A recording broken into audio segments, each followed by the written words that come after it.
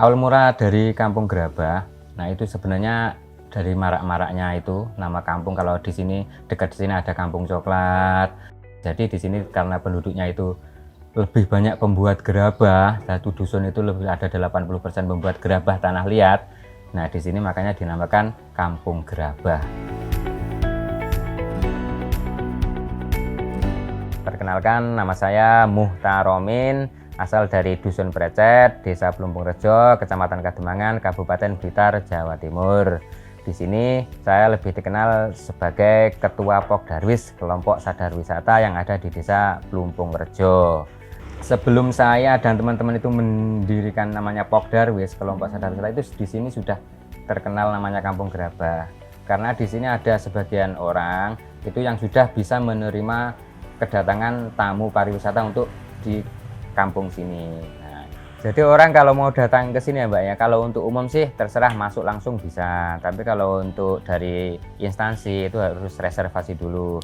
Nah, setelah mereka datang ke sini, yang pertama mereka lakukan ialah ya datang, kami sambut, ada seremoni sedikit tentang penyambutan, terus kami ajak ke belakang, kami beritahukan tata caranya. Ini loh bahan-bahan untuk membuat gerabah tanah liat, ini loh bahan dasarnya dari mulai tanah liat, pasir lebo, air, tanah kaulin. Nah, itu pertama kami tahukan seperti itu. Habis itu melihat praktek pembuatan. Nah, praktek pembuatan kami tetap praktek pembuatannya masih tradisional Mbak, masih pakai meja putar yang belum mesin. Nah, itu masih tradisional sekali. Jadi praktek pembuatan seperti itu. Setelah melihat praktek pembuatan, mereka disuruh praktek. Dari sini kami berikan media, satu media yang masih polos, yang masih baru dibakar itu. Habis itu kami suruh mewarnai. Jadi terus hasil pewarnaannya itu hasilnya dibawa pulang. Kayak gitu, Mbak. Jadi sangat murah sekali di sini untuk edukasi pembelajaran gerabah tanah liat. Mulai dari 15.000 sampai 30.000 aja. Gitu. Untuk saat ini, Mbak. Hasilnya bisa dibawa pulang dan mendapatkan sertifikat juga. Selain itu, kami makanya di sini menyebutnya bukan Kampung Gerabah aja, tapi kemarin itu teman-teman sempat berpikir kami membuat harus depannya dikasih nama pesona Kampung Gerabah. Kayak gitu. Kalau pesona itu berarti banyak yang kami tawarkan. Selain edukasi pembuatan gerabah tanah liat, di sini kami juga ada tabing, juga ada outbound, juga ada gitu. Dan ini yang pemerataan, maksudnya di dusun lain itu kami juga ada kawasan yang sangat bagus sekali, dan itu sudah kami plan untuk menjadi wisata Gedirgantaraan. Nanti di atas bukit kami akan membuat sebuah helipad yang itu kami sudah bekerja sama dengan Auri. Nah, untuk tantangan untuk membangun desa wisata, sebelumnya kami untuk menceritakan apa sih desa wisata itu, orang-orang kan pada belum tahu Mbak. Gitu. Jadi desa wisata itu adalah desa yang dimana kearifan lokalnya itu bisa dijual. Nah, mereka banyak belum paham yang dari situ.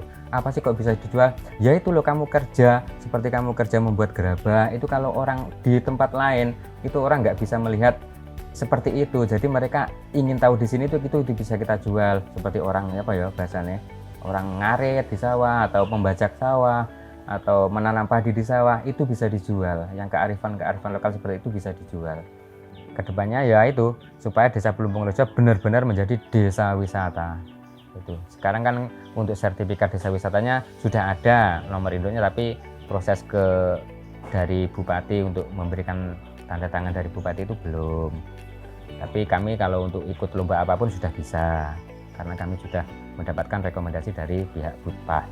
Untuk tetap kami bisa bertahan di Pokdarwis, nah itu kan setiap ada perlombaan macam apapun dari pihak Kabupaten Blitar, itu Desa Plumpung Rejo selalu diikutkan, termasuknya di Proklim, ikut kemarin itu Desa Brilian. Itu alhamdulillah di Desa Brilian itu kami dari 300 berapa desa se-Indonesia, kami masuk ke 15 besar di Indonesia, dan itu sudah berdampak di masyarakat Plumpung Rejo.